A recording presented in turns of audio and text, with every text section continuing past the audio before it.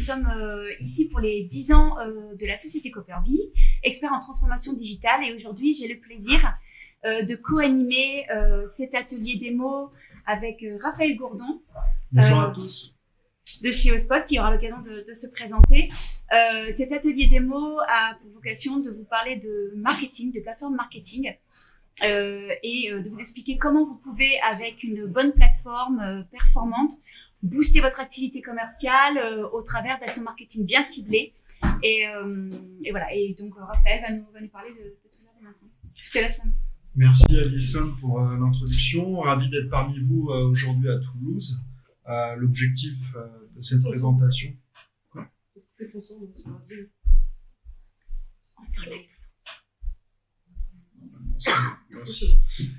L'objectif de la présentation, c'est de vous faire découvrir HubSpot, qui on est, ce qu'on fait, avec qui on travaille, et on va découvrir aussi un des modules d'HubSpot, puisqu'on fournit une plateforme unifiée avec différentes fonctionnalités qui vont adresser des besoins spécifiques autour de la relation client.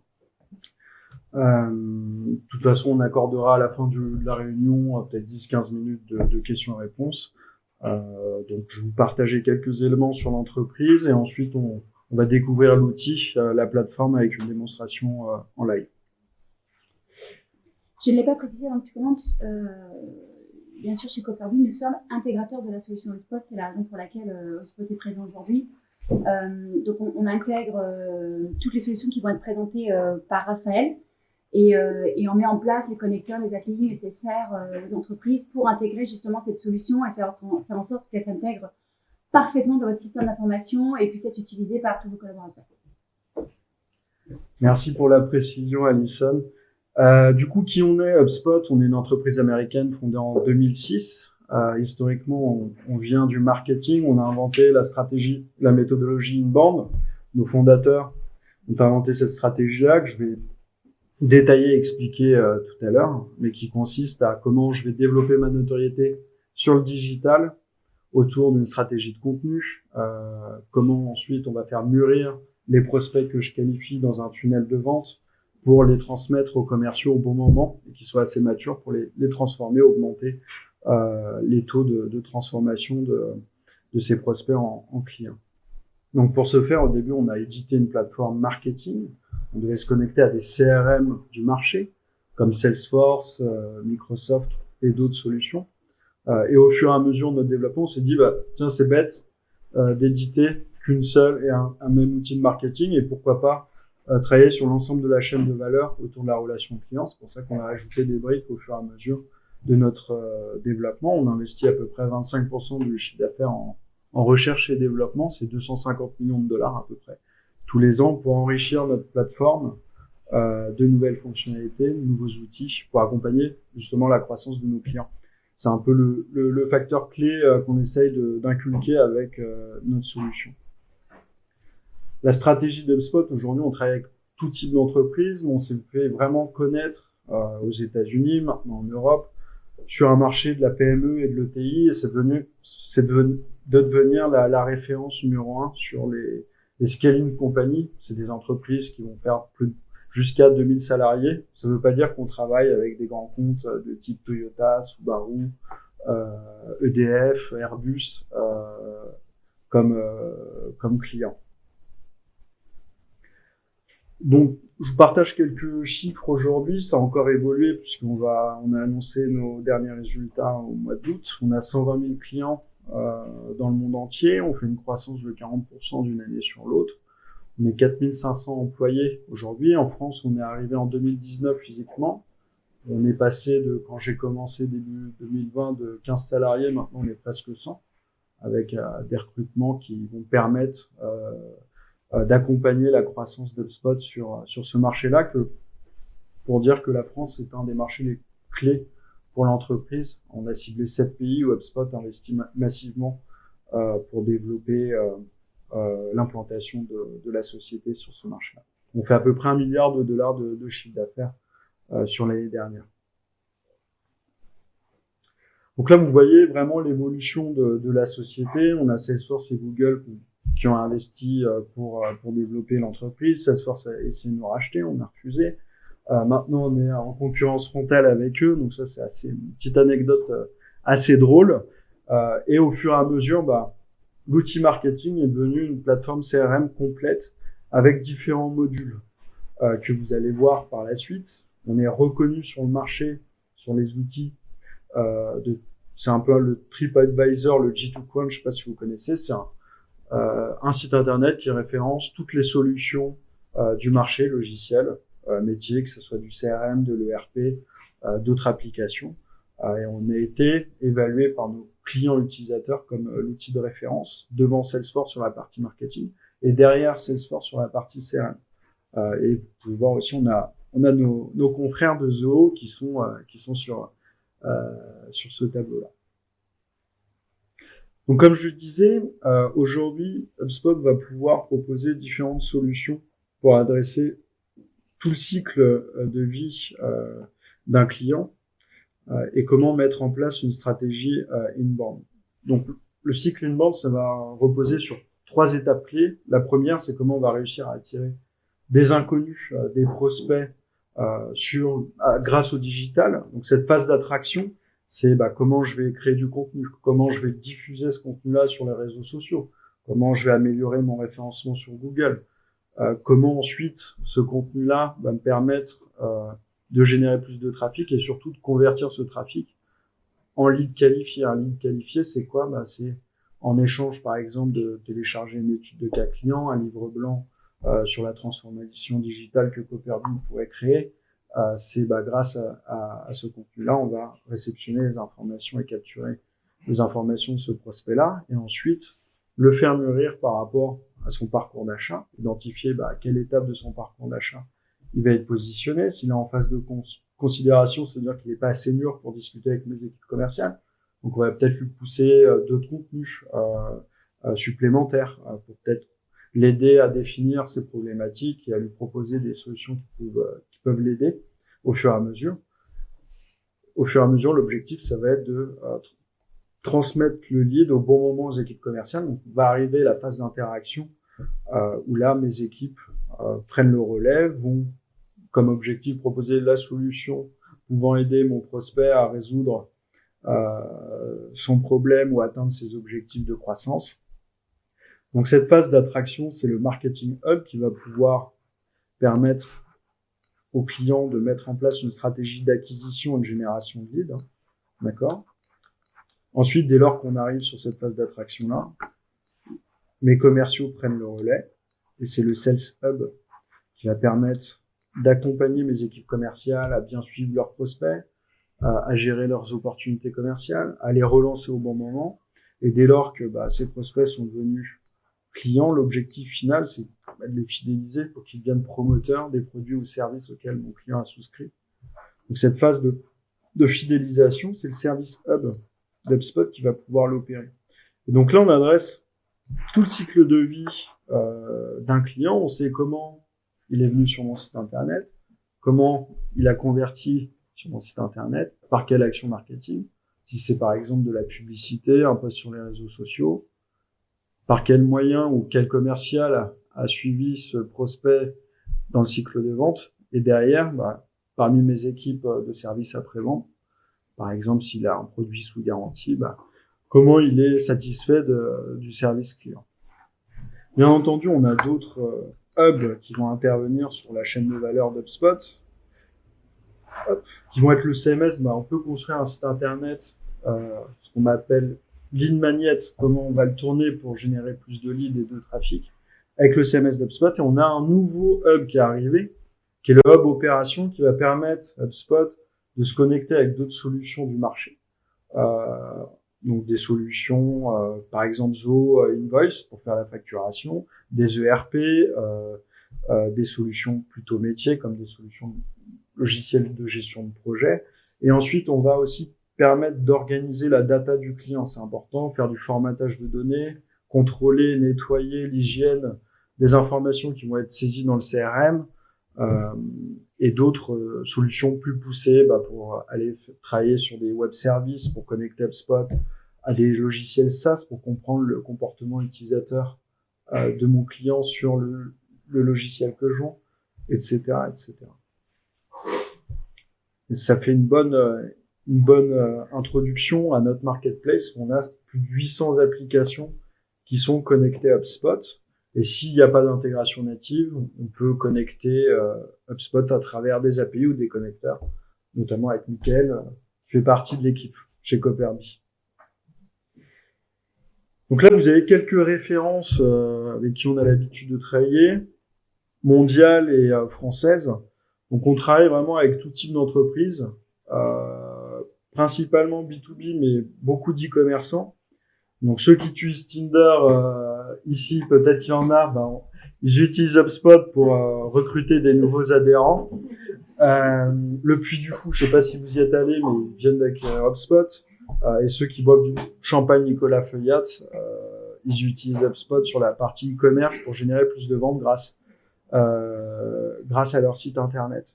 Donc on va travailler avec beaucoup d'industries différentes et variées. Le monde de la technologie, du SaaS, c'est une industrie où on a l'habitude de travailler. Dans le secteur du bâtiment, des services professionnels, donc tout ce qui est ESN, l'éducation, l'industrie lourde, et après toute la partie consumer services, donc e-commerce, etc. Je vous ai partagé aussi quelques références sur le marché français qui sont assez reconnues. Voilà. Donc, je vais passer à la démonstration. Je pouvais pas tout vous montrer aujourd'hui, donc je vais me focaliser sur le hub marketing. Bien entendu, après, on pourra organiser d'autres rendez-vous si vous voulez explorer plus en détail la plateforme. On pourra vous partager des vidéos de démonstration par la suite. Donc, ce que j'ai pas dit en préambule, j'ai oublié de le faire, c'est que quand on met en place HubSpot, on l'associe au site internet de nos clients. Donc, nos clients peuvent créer un site internet avec notre CMS, ou bien entendu, ils vont utiliser des CMS du marché, comme WordPress, qui est le plus répandu. Donc, on va avoir des plugins natifs qui vont permettre d'installer le code de suivi HubSpot. Et ce code de suivi-là va me permettre quoi? La première chose, c'est de mesurer le trafic sur mon site web. Quelles vont être mes sources d'acquisition qui vont me ramener le plus de trafic? Est-ce que c'est mon référencement naturel, mes réseaux sociaux, mes commerciaux qui prospectent aussi, pour voir le poids du marketing par rapport au commerce. Et également, ce tracking code-là va me permettre de surveiller le comportement des leads que je qualifie. Quelle page du site web il a visité, quel formulaire il a complété, pour ensuite mettre en place des actions marketing ciblées, lui envoyer un email personnalisé par rapport à l'étude de cas qu'il a téléchargée, lui envoyer un email personnalisé dès lors qu'il visite la page de tarification ou d'offre de service de mon site internet, et aussi de renvoyer toutes ces notifications-là aux commerciaux pour qu'ils appellent les leads chauds dans un temps bien défini afin d'augmenter les chances d'identifier une opportunité. Chez HubSpot, par exemple, si vous allez sur notre site internet et que vous visitez notre page de pricing, je vais recevoir toutes les notifications par email. C'est des exemples qu'on peut mettre en place assez facilement. Ok. Je regardais si c'était assez gros, mais je peux zoomer. Hop. Donc là, je me suis connecté sur un environnement de démonstration qui est commun à tout HubSpot. La plateforme est en français, mais on peut avoir quelques rapports qui sont en anglais parce que j'utilise des rapports de collègues basés à Dublin. Donc c'est une plateforme SaaS disponible sur navigateur et sur application Android ou Apple. Donc avant de vous expliquer les datas que vous pouvez voir ici, je vais vous expliquer comment la solution est construite. Il faut savoir qu'HubSpot, c'est le seul éditeur dans le monde qui a créé sa plateforme et qui l'a fait évoluer sur la même base de données. C'est-à-dire qu'on va pas sortir d'un univers pour aller travailler sur la brique commerciale d'HubSpot. Vous voyez que tout est intégré. Donc le volet contacts, c'est là où je vais centraliser ma base de données, prospects, clients, donc personnes physiques ou morales. On va pouvoir aussi faire de la segmentation de mes contacts pour faire des campagnes marketing ciblées avec le module list.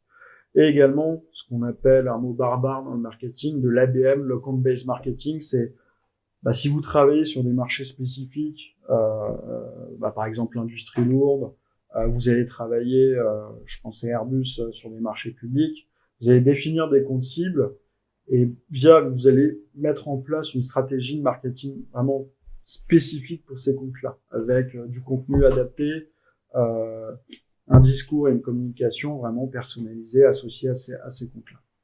Le module conversation, c'est pour ajouter un chat sur votre site internet, paramétrer des bots, et également avoir des boîtes mail de réception communes, imaginons contact@copperby.fr.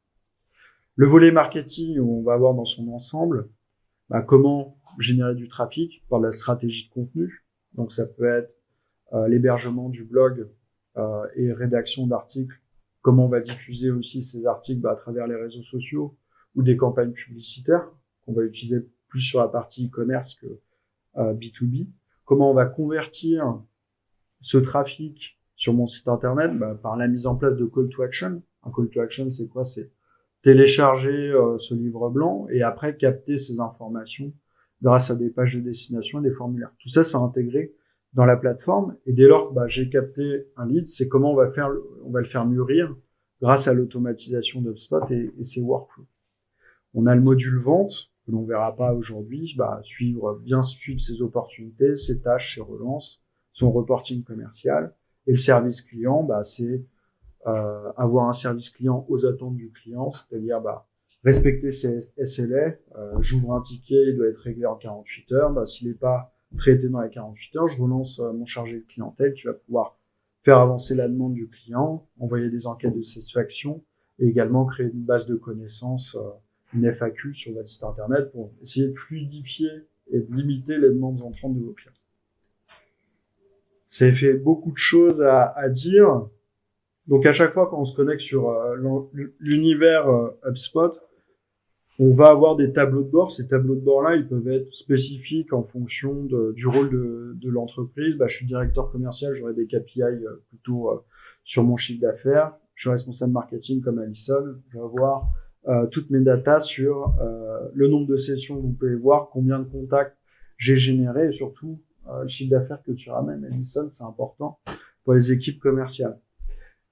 C'est dynamique, c'est reporting, donc on va avoir exactement par chaque canal d'acquisition mes sources, quelles vont être mes sources les plus rémunératrices d'un point de vue client. Donc là on voit que c'est le commerce qui m'a ramené plus de sources. On peut avoir des mesures correctives sur l'aspect marketing et les nouveaux contacts. Et à chaque fois, dès que c'est bleu, on peut aller zoomer encore plus. Je vais pas vous le montrer. En fait, on va traquer toute la data dans HubSpot. Donc, tant qu'on a l'information dans le CRM, on suit tout le cycle de vie du lead. On sait exactement, grâce à quoi il a converti, comment il a été suivi par mon marketing, comment il a été transformé par mes équipes commerciales. On peut comparer par rapport à des périodes précédentes. Vous pouvez voir là en grisé, c'est les périodes précédentes. On va avoir le chiffre d'affaires qui va être généré par source d'acquisition. Donc là, c'est attribuer du revenu par rapport à chaque action marketing, le nombre de leads qualifiés par le marketing en fonction de mes buyers persona, donc quel va être mon client idéal. On a d'autres informations, mes campagnes marketing, quelle va être ma campagne marketing qui me génère le plus de contacts, etc., etc. C'est un aperçu de ce que vous pouvez avoir dans HubSpot. J'ai d'autres tableaux de bord. Donc là, on a le nombre de sessions par pays. Vous avez vraiment toutes les informations dans le même endroit. Là, ça va être des informations plus chiffre d'affaires. À droite, le chiffre d'affaires généré pour chacune de mes campagnes marketing, le revenu par type de contenu, etc., etc. Donc là, l'avantage, c'est que sur ce reporting-là, et quand on travaille aussi avec le module Sales d'HubSpot, c'est qu'on peut vraiment attribuer du chiffre d'affaires qui a été influencé par les actions marketing.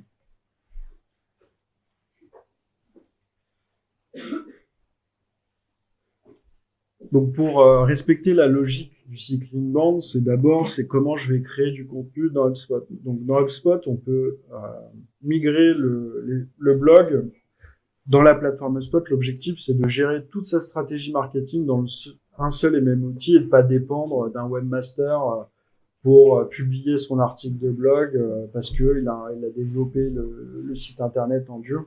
et c'est assez galère pour le marketeur de rédiger un nouvel article. Donc à chaque fois, on va avoir des KPI. Moi, je suis sur un univers de démo, donc j'ai pas forcément la data associée. On va avoir des KPI sur l'article en question. Et vous allez voir que l'éditeur de contenu est hyper simple à utiliser. C'est-à-dire qu'on n'a pas besoin de gérer tout ce qui va être du code JavaScript, faire de l'HTML pour mettre à jour le contenu HubSpot. Donc ici, j'ai déjà fait des modifications, mais vous pouvez rajouter des modules, créer vraiment tout le contenu et l'organiser de la façon dont vous souhaitez. Changer la police. On peut insérer des vidéos, des tableaux, tout ce que vous souhaitez. C'est hyper simple à mettre en place. Et généralement aussi, on a pas mal de clients qui importent des fichiers Google Doc ou Word pour mettre à jour ce contenu-là. Derrière, dans les paramètres, vous associez tous les paramètres. On a aussi des outils de recommandation SEO, c'est-à-dire que HubSpot va vous indiquer sur l'optimisation quelles sont les recommandations qu'on va vous partager pour avoir une meilleure performance sur le référencement naturel. On peut faire aussi rajouter des thèmes. Par exemple, vous êtes dans un business model, vous allez vendre des enceintes Bose, vous pouvez rajouter le thème Hi-Fi, puisque HubSpot va savoir quels sont les thèmes autour du thème Hi-Fi et des sous-thèmes que vous avez rattachés, quels sont les mots-clés les plus recherchés, et être plus performant là-dessus. Dès lors que j'ai créé mon article de blog, l'objectif derrière, c'est de diffuser ce nouveau contenu, soit à travers les réseaux sociaux, et je pourrais vous montrer aussi les publicités derrière. Donc là, on a un calendrier éditorial de publication où on va se connecter à tous les réseaux comptes de l'entreprise. Ça peut être des comptes individuels aussi. Par exemple, je souhaite faire de la publication pour ma force commerciale, pour essayer de générer plus de trafic sur mon site internet. Donc là, on a la liste des posts et mon calendrier éditorial. Et c'est super simple. Je vais choisir les comptes sur lesquels je veux publier mon article de blog. Donc là, comme on a créé le contenu dans HubSpot, hop, on va pouvoir faire de la mention. On peut segmenter aussi et targeter l'audience. Par exemple, si vous êtes sur un marché international, je vais faire une campagne sur le marché espagnol, par exemple. Et là, je sélectionne aussi LinkedIn et on va programmer aussi la publication. Les petits points rouges, j'ai déjà des campagnes de prévues. Hop. Et celui-là, on va le mettre le 27 aussi. On peut l'associer à un code campagne. Pourquoi l'associer à un code campagne? C'est pour, en fait, lorsque vous lancez un nouveau produit ou un nouveau service sur le marché, vous allez associer toutes les actions marketing de cette campagne. Et HubSpot va vous consolider, en fait, la génération de contacts que vous avez pu obtenir et surtout le chiffre d'affaires que vous avez influencé. Et donc là, on a planifié les nouveaux posts. Bien entendu, on a un modèle qui va permettre de répondre, de commenter, liker sur les posts. Et également, on peut associer d'autres flux de concurrents pour analyser leur performance d'un point de vue engagement sur les réseaux sociaux. Ça, c'est assez intéressant. Et sur chaque outil d'HubSpot, on va pouvoir analyser la performance donc sur les réseaux sociaux, comparer avec des plages différentes et analyser aussi chaque page ou chaque compte médias sociaux que l'on va avoir. Donc ça nous permet de voir si vous avez un meilleur taux de pénétration, surtout si vous avez plus d'interactions, de clics. Mais ce qui va nous intéresser, c'est le nombre de sessions que vous ramenez grâce aux réseaux sociaux, soit en campagne organique, c'est-à-dire vous payez pas LinkedIn pour faire de la pub, et en campagne sociale payante. Et surtout, ce qui nous intéresse, c'est le nombre de contacts que vous allez générer. Et à chaque fois, vous cliquez, c'est dynamique. On sait exactement quel lead j'ai converti grâce à telle campagne.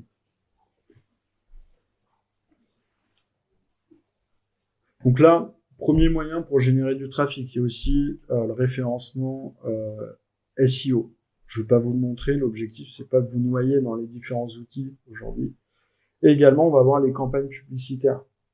Donc ça marche de la même façon que sur les réseaux sociaux, sauf que là, bah, vous allez pouvoir mettre en place vos audiences, créer vos événements, et ensuite on va pouvoir gérer ces campagnes publicitaires et surtout analyser le ROI de celles-ci par rapport au budget que vous avez alloué sur chaque campagne. Je vais pas rentrer dans le détail sur cette partie-là, mais c'est la même logique que les réseaux sociaux. À chaque fois, vous avez de la data et vous pouvez analyser ce qui marche moins bien, et analyser le ROI de vos campagnes marketing. Donc là, on a vu comment générer plus de trafic sur mon site internet, c'est comment développer ma notoriété sur le digital. Ensuite, c'est bien d'avoir du trafic, mais si on le convertit pas en lead qualifié, ça sert à rien d'utiliser HubSpot ou d'autres solutions du marché. C'est pour ça qu'on va associer des call to action, on va en créer. Donc ces call to action là, bien entendu, on peut en faire des plus jolis, mais avec du code CSS, etc. C'est juste pour vous montrer la simplicité d'usage. En fonction des points de conversion, des parcours d'achat que vous allez mettre en place sur votre site internet, vous pouvez en créer plusieurs.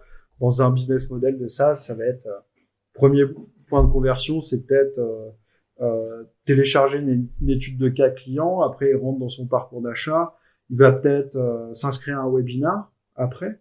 Et dès lors que il s'inscrit à un webinar, il va peut-être vouloir une démonstration et discuter avec l'équipe commerciale. Donc, on peut penser à la mise en place de 3 call to action. Donc là, on va pouvoir en créer un.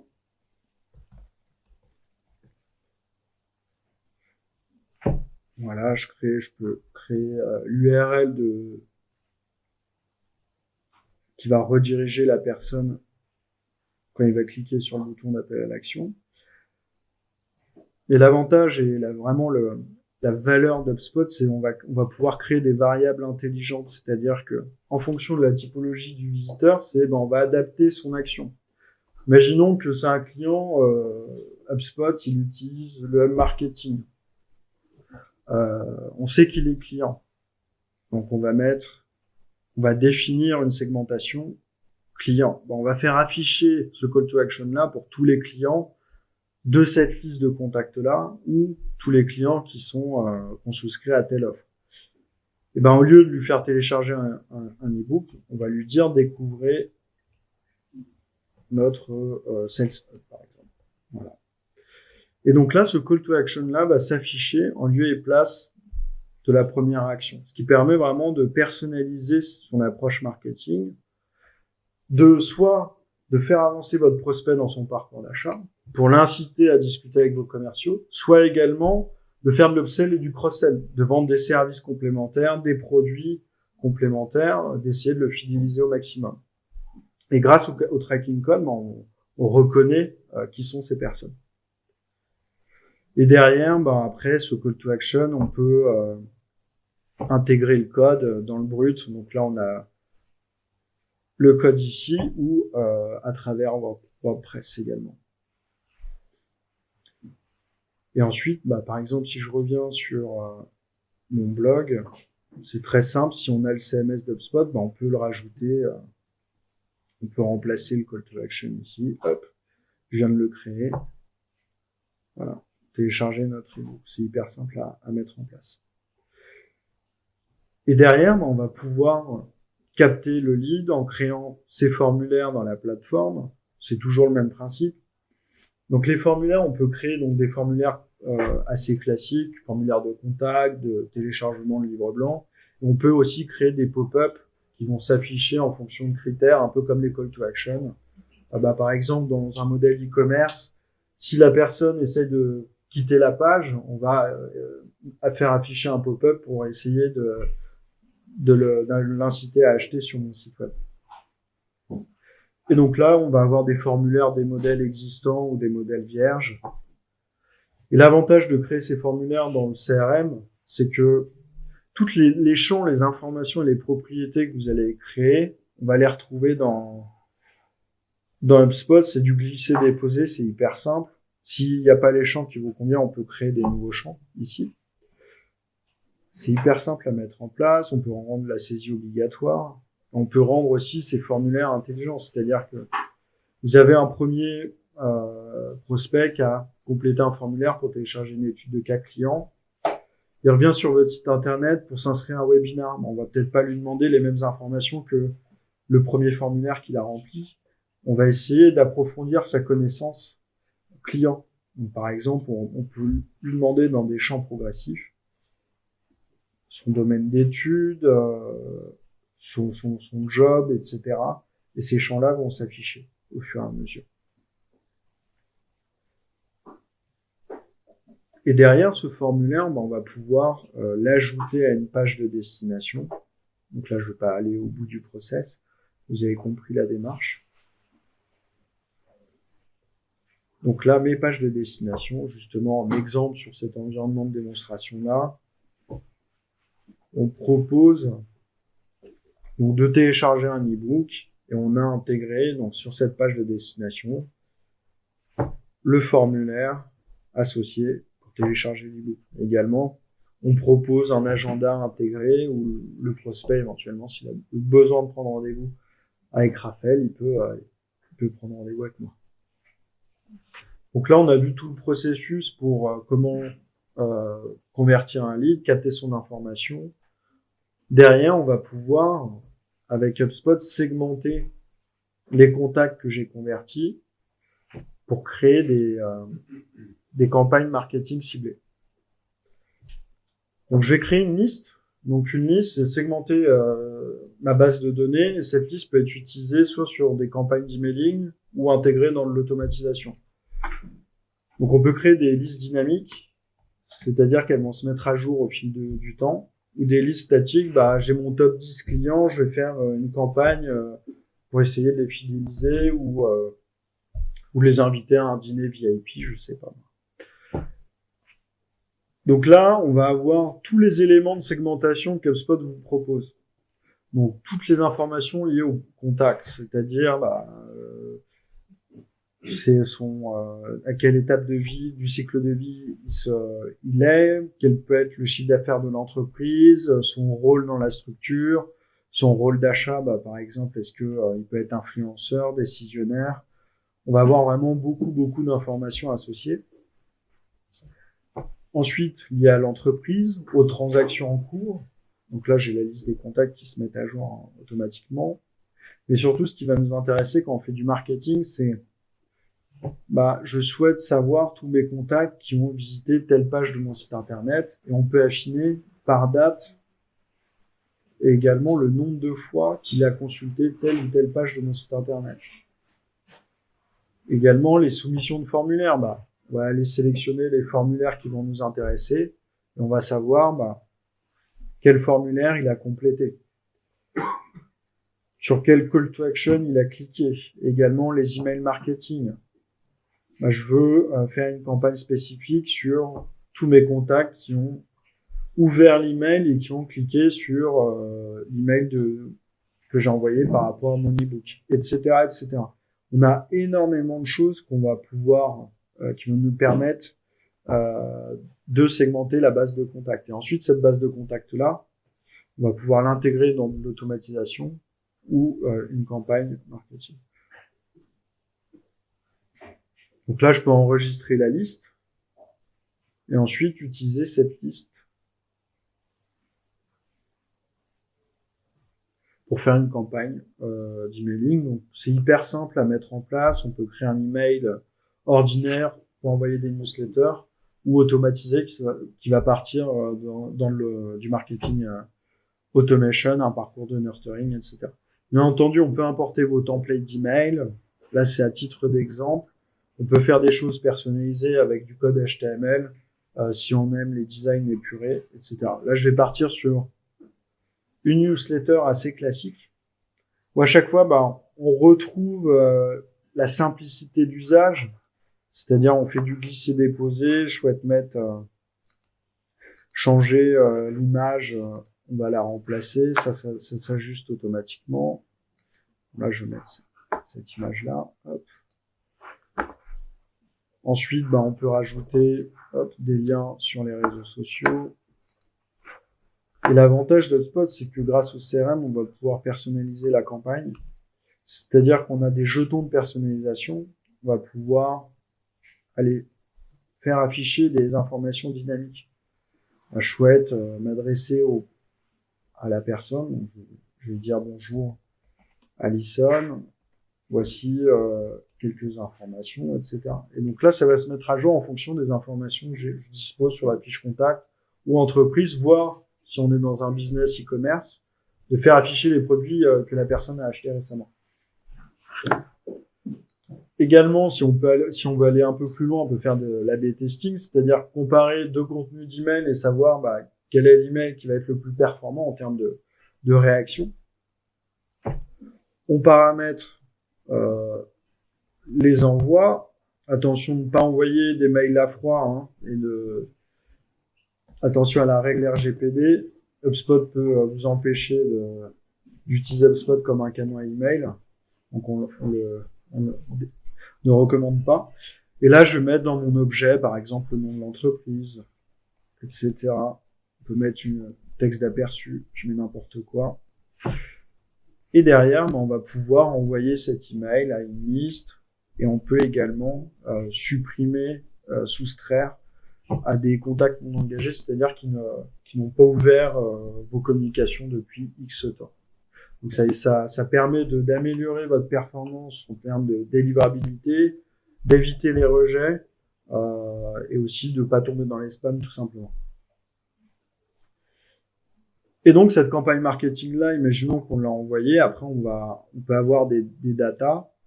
Donc, je vais essayer de vous montrer si j'ai à chaque fois on va avoir des niveaux de KPI sur les ouvertures, clics, les réponses, chiffre d'affaires que vous avez influencé grâce à vos campagnes d'emailing, les liens les plus cliqués, vous avez votre carte de clic ici, les contacts les plus engagés, etc., etc.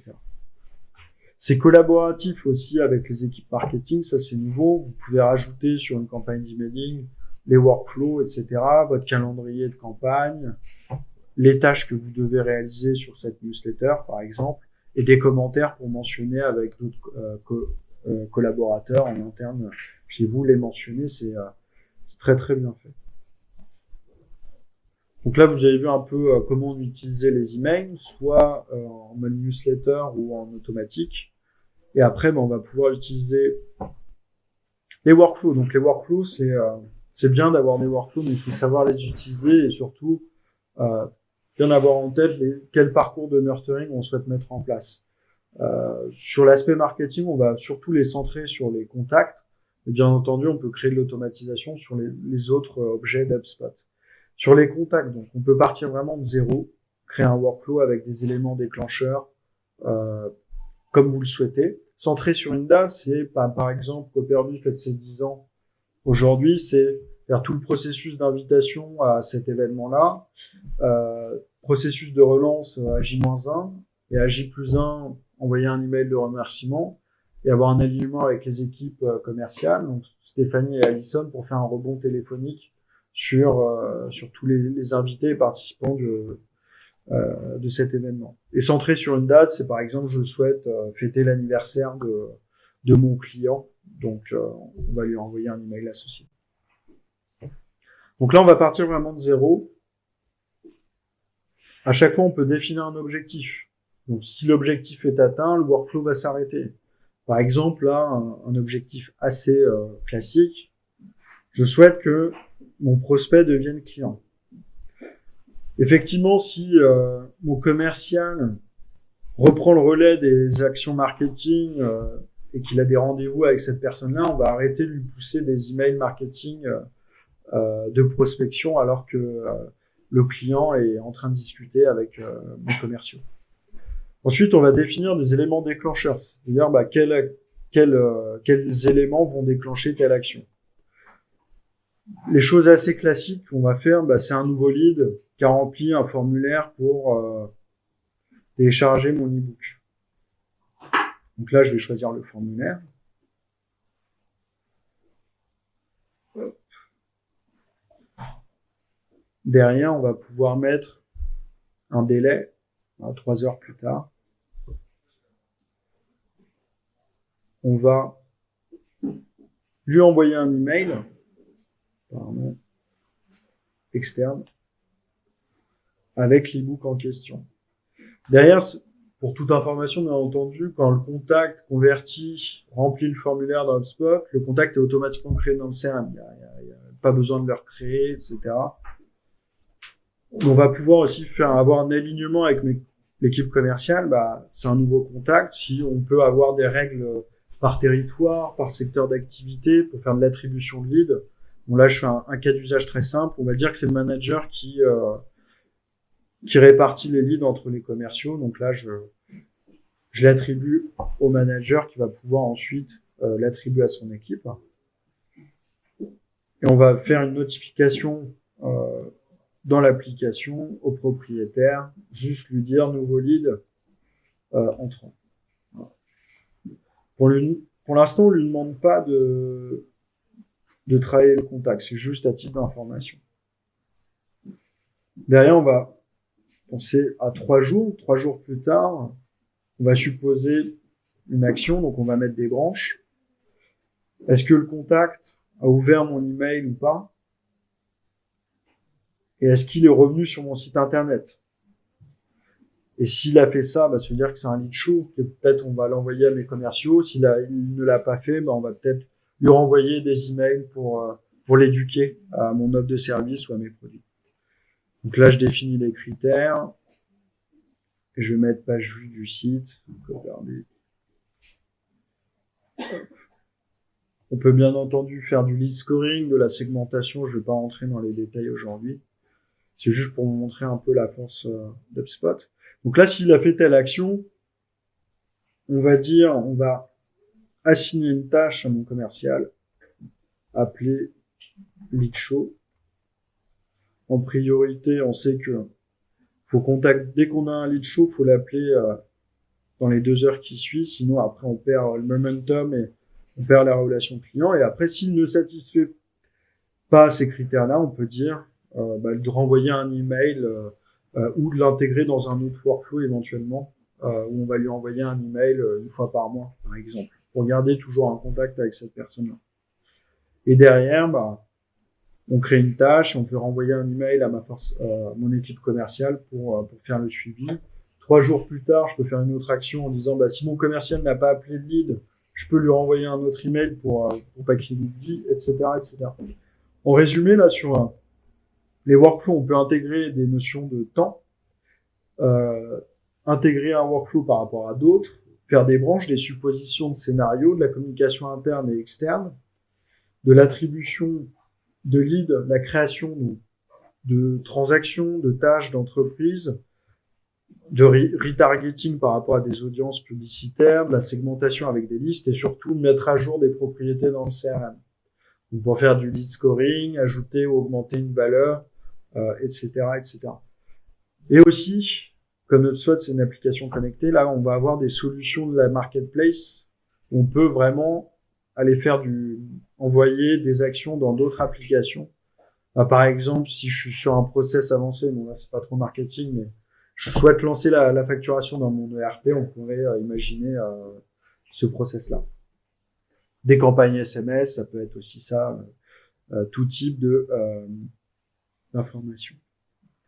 Et derrière, on a d'autres outils d'analytique sur HubSpot, sur l'aspect marketing.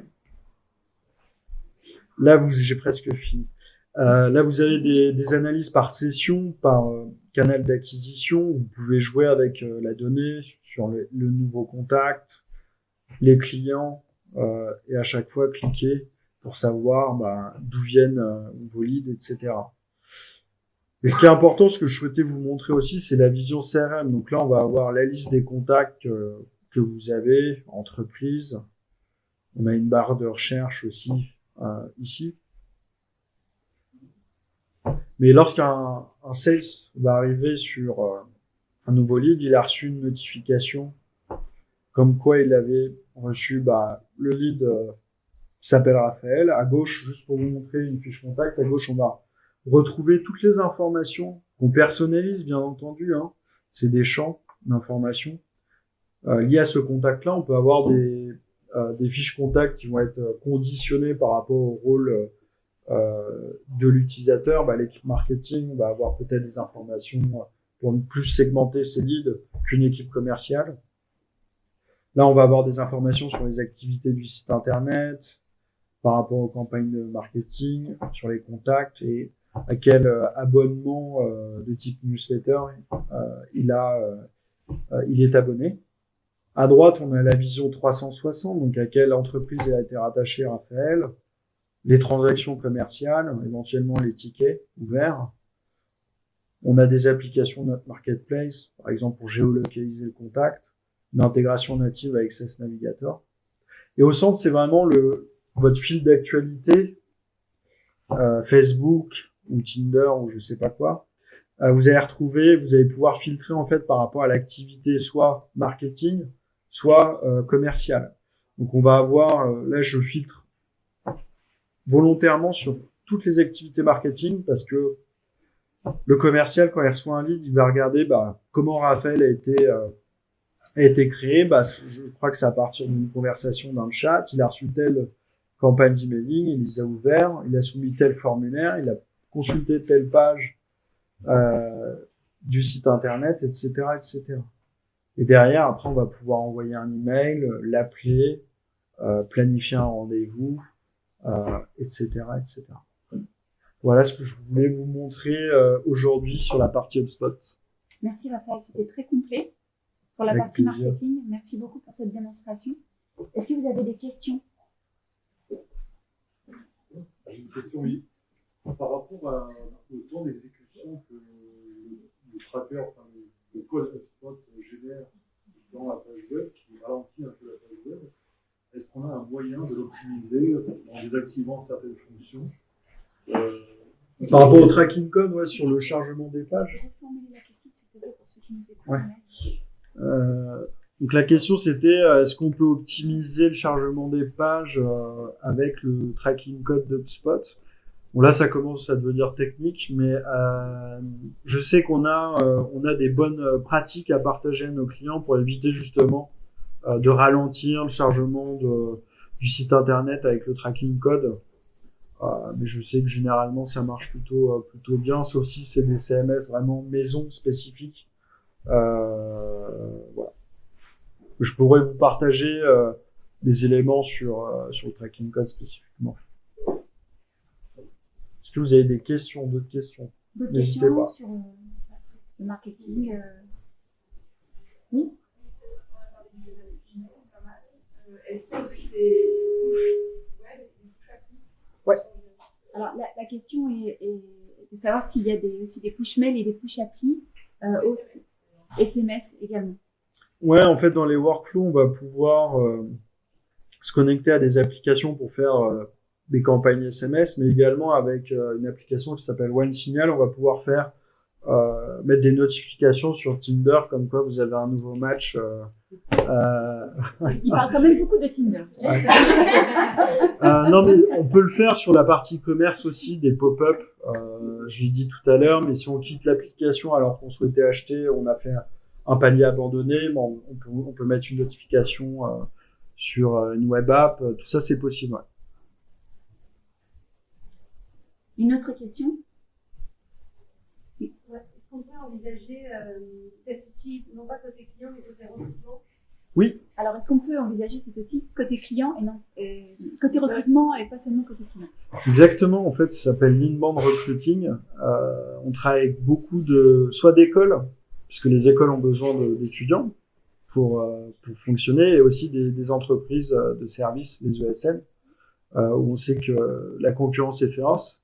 Et du coup, on a beaucoup de cas d'usage qui vont utiliser HubSpot pour faire de leur recrutement d'étudiants, l'EDEC, l'ESC Dijon l'utilise, Sciences Po Paris, Harvard. Toutes ces écoles-là utilisent HubSpot pour générer des nouveaux candidats potentiels. Et sur les entreprises, comment développer la marque employeur, comment générer un vivier de candidats quand on s'appelle SIA Partners, par exemple. Donc c'est vraiment des cas d'usage qu'on s'est adressés avec HubSpot. D'autres questions? Bon, Raphaël est encore avec nous un petit moment, donc si vous voulez parler avec lui plus précisément d'inbound marketing ou de HubSpot, n'hésitez pas. Et merci à tous pour votre participation. N'hésitez pas à rester, on a une démo très sympa en intelligence artificielle juste après. Voilà, merci à tous. Merci.